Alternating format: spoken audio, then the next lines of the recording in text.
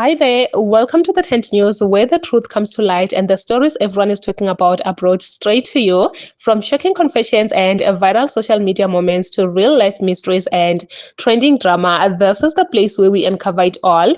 Now, please watch this video first, and I will be back with the rest of my commentary. Guys, kanti why abantu abafaka amazipho athi ngithi abanye abantu abafaka amazipho why bachosha vele? Why abanye abantu abafaka amazipho basenza ilima kahle kahle? Hi, story time. Hey guys, hayi ngikhipha amazipho lebe ngifake ngoNovember vele ngithi ngizofaka amanye since kuDecember. Hayi manje khona isaluni ngifuna ufaka kiyo i4, so lesaluni leyo ese4 bengifuna ufaka kiyo kuyagcwala vele. So umsizwa mangitsho ukuthi hayi isikweni sakhe vele uzobantu bakhuluma ngesaluni ese5 ukuthi faka kahle amazipho.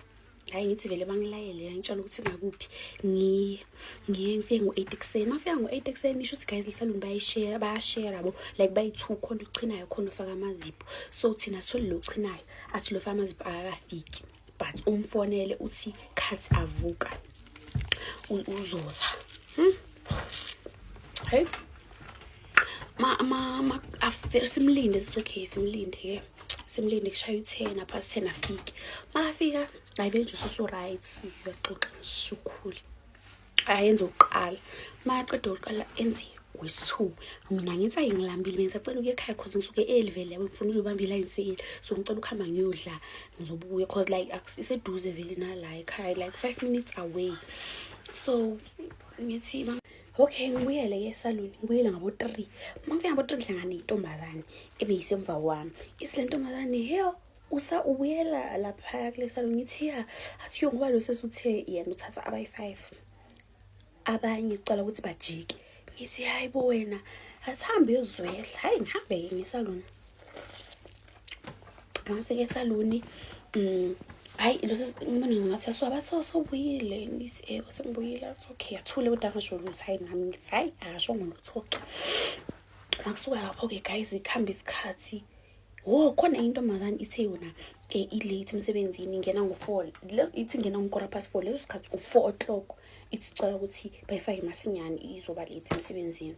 Athi lo sesi like i-customer like regular customer yakhe thina ngasazi usibona manje ngoba ku Christmas yabo ma regular customer yakhe nje yena yakajele kanjalo. Hayi lo sesi amfake afahle, like lo sesivela afahle bonke abantu amfake amazipho, mfaka ama-tips. Mangifaka ama-tips ceza lapho lo sesiloku bafona emsebenzini wakho. So mabafona phuma bamfona ngaphandle, mayibamba ngathi akhulume nabo ukuthi hayi angeke asesa azoza kusasa bavume. Abuya asho vele athi hayi bathina bazomnika extra shift next week angayala. Okay phela thina sithi hayi phela akasayi emsebenzini so ngeke asafahla abanye abantu. Kwasi maqeda lo cause ubuye sebafaka umunye, maqeda lo wangena vele usesikufakwa yena. Siyafika phela thina kule saluni ngesizosha imithetho. Hayi sithule 15 sesisuka lapho ngabo5 I think bayasenza abantu abayi4. Athi mina guys ngikhathele bengisacela ukuthi nijike nibuyeni kusasekuseni. Ngasasekuseni guys bekuyi15 December kuyiFriday, ngakusasa khona bekuyi16 and yena beyathe ngi16 asebenzi cause bamemile somewhere. Singimbuze ngithi ngoba uthe like bakumemile somewhere, so manje uzoyenza kanjani? Athi hayi ngizoniyenza fast. Lapho sibaningi kanjani? Hayi abanye umunye vele intombazane isho ithi yo manje sekulezi ngingikwazi ukujika ngibuyele ekhaya ngoba angishiya umntwana omncane kakhulu, so ekhaya bazocanga ukuthi bengendaweni zami yabo akukho yikho nje sengibuya ngofaka ngamazipho. Abanye basho ukuthi hayi mina ngihlala ivenda inabo semncebe uthi Nkosi yami wenza abantu nje abayi4 wenzana nabantu abaningi yabo. Athi yena nje ukhathile cala sijike. Okay athi makusuka lapho ke asiyeke afake vele kamfaka maqeda ufaka lamfakayo athi ama powder phelile, powder dusty pink ne powder nude aphelile. And guys mawuthi abheke udusty pink no nude yiwo amakhala like athandwa vele, yiwo amakhala abantu abaningi abafaka amazipho nje, yiwo amakhala amahle yabo. So asazi ukuthi abaningi vele manje zipha abadinga nude abanye dusty pink. Fanele shintshe intombazane ishatha yena ngiyifaka into angayithandi uzobuya kusasa. Hayi vele ajabula athi ya thina ngithi mina ngingashintsha ngizofaka white kube ile decoration ebengiyifuna. Hey abanye bathi hayi bazoshintsha bazofaka green yabanye njani umbona ukuthi ngathi uyakwata because intombazane iyasho ithi hawu mara udusty pink usakhona nje olandelayo ungamnela nayi iphawuda isekhona athi awuthula yabo nje like uzama ukuthulisa intombazane ukuthi ama-clients angaboni ukuthi ikhali sekhona. So like angi-understand uribe afuna vele ukuthi sijike vele ngampela. Makasuka lapho bantu phela abanye sebashintshile ngisho abanye bafaka le ntombazane le isicela ifaka ama-eyelashes ayifake vele ihambe ithi uzobuya kusasa. After isikhathi guys ngo-8 o'clock athi yo guys okay ithi ngifuna i-boyfriend nami izolanda umntanami because ngize nomntanami omncane yabo. I think umntana wakhe around 9 years asuyadlala ngazi komunye umuzi so akafuna ahlale emzini nabantu abakuzoyisa ebusuku so ngifuna ufonela umuntu wami amlanda mise endlini cause maybe sekalambile bese mina ke ngizobalandela ebusuku manje ngiqeda. Okay fine aphume makaphuma phele 45 minutes ahambile ayicela sesochinayo ukuthi ayibe sicela amfonele abuye kithi lo sesathi yo uthi umntana kamtholi ucinga umntwana like vele mina senyamzwela ngithi siyami yocala amcenga kuphi ke lo mntwana yo yabo senyamzwela uthi ukulahlekelwa umntana ngosiyami. Hayi phele futhi i-hour fonele futhi athi yo umntana lo akamtholi ini yo okay hayi sicabange ukuhamba athi after 15 minutes afone futhi yena athi atshela usizocina ukuthi bengisacela utshelela ama-clients ukuthi ahamba buye kusasa kusena ngikho-right ngiyongikwazi ukubenza. Okay sesebusuku 10 and lo sesiyavala naye lana I think it's upper 10 sekavala lo sesilana asazi ukuthi soyenza ngani fanele ukuthi ngifone mina qala ukuthi bangilande and lo sesiyafuna ukuvala. Hayi ngifone ukuthi bangilande lo sesiyafuna ukuhamba phela naye transport taxi ifikile vele ifike eqala transport yakhe thina abanye sesimile ngiyasaba phela 5 ngiyazi ukuthi nenkunzi yabambana nenkunzi yo address okay akunankingi uzokhisa lo thina sime ngaphandle ejardi singaphuma egate so lanke silinde ilona transport wethu. Hayi ke swalinde ama transport afike vele ngenhlanhla silande mangifika mina la endlini and guys abanye abantu bebashiye imali yabo bebasambhadalile already because bathe bazoyisebenzisa le mali bebasambhadalile.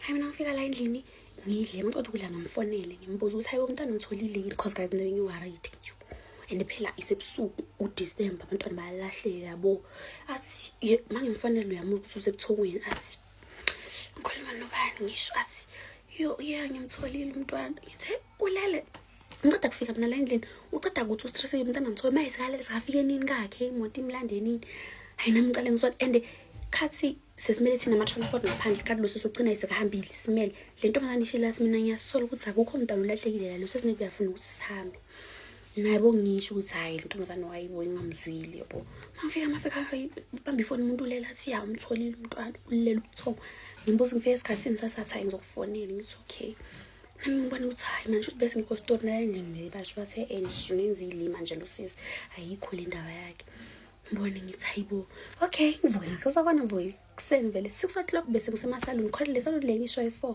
siqale khona masifike 4 ngibe unumber 13 kodwa ngibhalisa yabo ngisuka lapho ngiyi5 le saluni ngifika akekho akafikanga bathi akafikanga ngithi okay ngitshe intombazane lapha ngithi ngicela ungitext mafika nje immediately afika ngicela ungitext ngimnike number zami ngibuya la ngidle la endlini so lapho ngichacha inhloko ngichunu ngesaluni ukuthi bongichacha ngisachacha kanjalo esaluni mangiceda nje ukuchacha ngigijime ngishone khona ngithi intombazane lo ngangifonile phela lapho I think guys it was around 10 ngithi intombazane lo ngangifonile hayi ngiyafika bathi hayi lo akafiki bamfonela ayiphendula ifoni okay ngihlala ngibona ngihlala 5 minutes afonele lo sesochinayo maqeda ukufonela lo sesochinayo lo sesikatshela siyo ma clients uthi ucela ngimtshele ukuthi nijike akekho uhambile uye ekhaya yibo eStanderton yo guys bantu beminhloko ekhaya eStanderton njani guys it was late I think it was around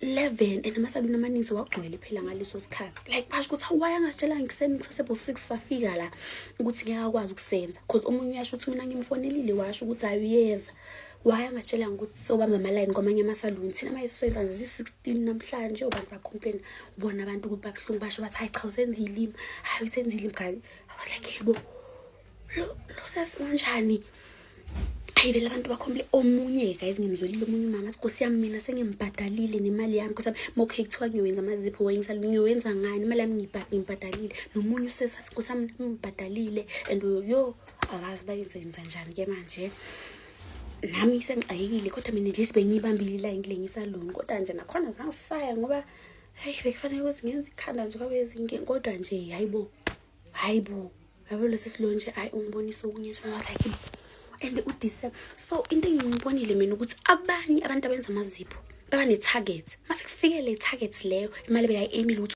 This is one of the most sensitive matter that needs to be addressed, especially with hairdressers, like nail tags, because, yo, guys, it's a lot. And I'm 100% sure if we can sit down as women who have experienced, who have come across such people, such hairdressers and nail tags, or, most of the women, they will be actually telling the very same story. I was treated in a very bad way. A very, very bad way, because one thing for sure, I feel like most of these people, not all, but most of them, they will actually treat you like that, whereby when you get there, you will actually sit on the line, and then after that, like maybe they will try. I don't know if maybe they're trying to balance the time or what's going on, and I don't understand. They will actually start with you and then jump from you to the other. They start the other one. It will be like that. It will be such a chaotic thing. Like, guys, I am 100% sure if we can sit down as women, most of us who have done hair, who have done nails, we can actually sit down and talk about this, and we will agree on one thing, that most of these people are very harsh. They do not put you first as a customer. I feel like I don't know. Do you have any experience? Have you ever experienced a such thing? If you have experienced a such thing, please comment your thoughts down below in the comment section. What do you think? Or maybe you know someone who have experienced the same thing. I cannot just imagine what this lady went through with the other ladies that were waiting there. I don't know if maybe this lady is lazy, or I really don't know. Why was she not doing the job? Because other people have paid, and I don't know, because most of them that I know, they will actually start with you and then jump to the other person. They will start that one and then jump. You will go there early in the morning, you will come back late. Just because this person was trying. I don't know if it's multitasking, but with this one, I don't think it's working out. It bores me. Like, yo, guys, you have no idea. I don't like that. I really don't like that. I'll just be sitting there saying in my heart, can you just do me and then finish with me so that I can leave this place?